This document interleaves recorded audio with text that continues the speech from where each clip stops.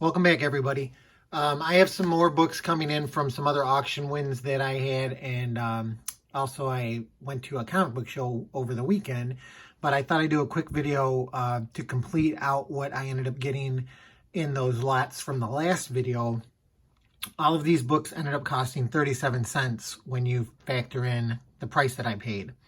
So the first book right here is Phoenix, the Untold Story. It's a special edition, #1, where they reprint the death of the Phoenix and then the actual real ending that John Byrne and Chris Claremont wanted to do. It's really interesting, and it's a piece of comic book history. So if you don't have it, seek it out. Another couple books in here was some Plastic Mans. I got Plastic Man number 14 and number 16. Not a big fan of him, but again, they were in the lot, so what are you going to do? Ripley's Believe It or Not, 25 center. This one is number 62 from June of 1976. Just a cool older book. Here's one that a lot of people had, Heroes for Hope, starring the X-Men. #1. It's like it says on the cover. It's a comic book made to help famine relief, which is it was a really good bunch of different artists and writers contributed to the book. It's pretty cool. Jungle Tales of Tarzan annual #1, that was in there. 37 cents. Always cool to get a #1 issue of anything. Speaking of #1 issues, here's Rima #1 from DC Comics. That ended up costing 37 cents. I got an All-Star Squadron #2 in here. Couple of funny books. There's Archie's TV Laugh Out, number 39. Again, I don't know too much about Archie stuff, but it was in the lot. So again, everything was 37 cents. A couple of Tales to Astonish reprints from the 70s. #1. #2. This is a cool cover.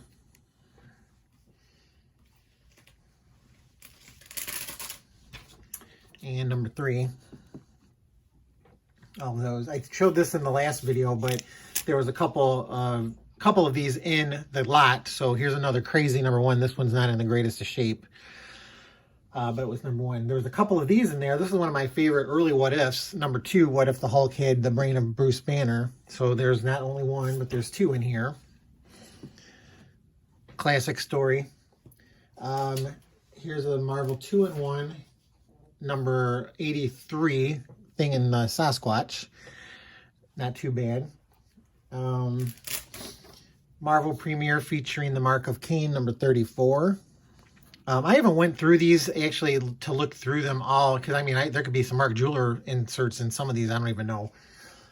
Here's another good one, Marvel Team Up, Spider-Man and Tigra. It's an early appearance of Tigra with Kraven the Hunter in there. Here's another Marvel 2-in-1. Marvel 2-in-1 with the Thing and Triton from the Inhumans. This is a popular book, Spider-Man and Wolverine Marvel Team Up. Again, 37 cents. What are you going to do? This is a good one too. Marvel 2-in-1 number 51. So, I mean, this is actually, I paid less than the original cover price for these. Here's another Marvel 2-in-1 number 20. Thing in Liberty Legion. Here's an Old Machine Man #2. Here's another #1 issue, Kazar the Savage. Here's another #1. These were, I see these all the time, and I actually have them originally. Quest Pro, this one's featuring the Hulk. Then there's a Spider-Man one, I think, and I forget who the third person was. Here's another #1 issue, Enter the Lost World of Warlord from DC Comics. That's in pretty nice shape for 37 cents. Here's Hercules Unbound #1. So as you can see, there was a bunch of different comic types in this lot, but and I was really surprised when I bid on it and won it, and then got all these books for the price that I'm telling you. This is Battlestar Galactica #1. This must have been in a 3-pack bag because it's got the diamond on there and no barcode. So there was #1, #2, and #3. So this is the complete adaptation of the original Battlestar Galactica pilot movie. So that's pretty good. Then back to some more Marvel 2-in-1s. Here's a Marvel 2-in-1 with the Thing and the Yancey Street Gang. I have a whole complete run of Marvel 2-in-1, so it's kind of cool to see these older ones again. But this was a good annual that I used to love as a kid, was the Hulk annual number 7 with a crossover with the X-Men, Iceman, and Angel. That was always a favorite of mine. And that's John Byrne art. Then there's some Hulks. The Incredible Hulk number 207 was in there. Number 209. Again, these are kind of books that I already have these, my original copies of these, but you know, Bronze Age, it's still good to have, and then maybe I can trade them or sell them. And they're in pretty decent shape. Incredible Hulk number 211. This is right when I was buying them, because I think he was either on TV then or he was coming on TV. This is another good one. Incredible Hulk number 212 against the Constrictor. Here's another classic. This is a very early Moonstone appearance, the female Moonstone. Incredible Hulk. Here's another one. Classic cover, at least to me. Incredible Hulk 231. This one too, 232. Incredible Hulk with a crossover with Captain America. And then the other one is Captain America where he's holding his shield and the Hulk is smashing his fist into the shield. That's a really cool cover and a classic. Here is Incredible Hulk number 235 with the Machine Man crossover in there. Here's 236, another appearance by Machine Man. 237. 238. This one's not in the best of shape. It's got some issues there in the corner, but you know, 37 cents. 240.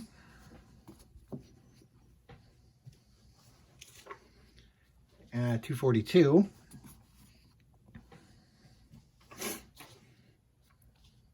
246. Crossover with Captain Marvel, the original Captain Marvel.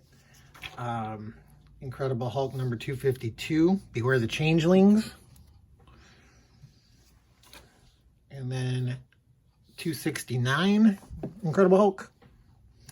And then here's another number 1. Then there's a little strip of Dazzler in here. Now this one, well, I guess it's obviously a direct market because there's no barcode, but that's Dazzler number 1 was in there for 37 cents. Number 2, I think I'm going to try and put together Run of Her too, because it's a finite series, so those are usually easier to complete. Here's Dazzler number 5.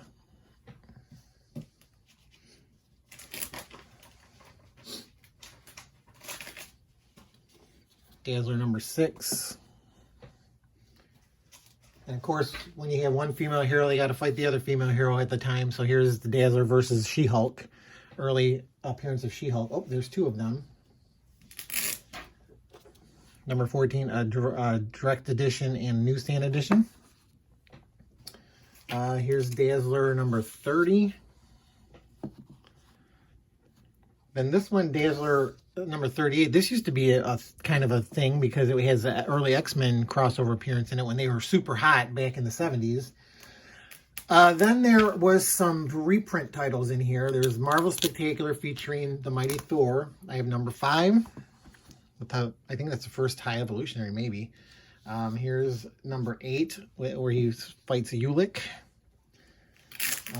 Here's number 19. I don't know if this is a reprint of the first Wrecker or not. I think it is. Then there's Marvel Greatest Comics featuring the Fantastic Four. There's number 37 with a Silver Surfer appearance in there. And then there was a number, then it jumps up to 60. Frightful Four appearance. Here's the Marvel Greatest Comics number 64. This is obviously, they redid this picture because that's either a George Perez or a Joe Sinnott, because that's not Jack Kirby, this whole thing, or it might be Rich Buckler for all I know.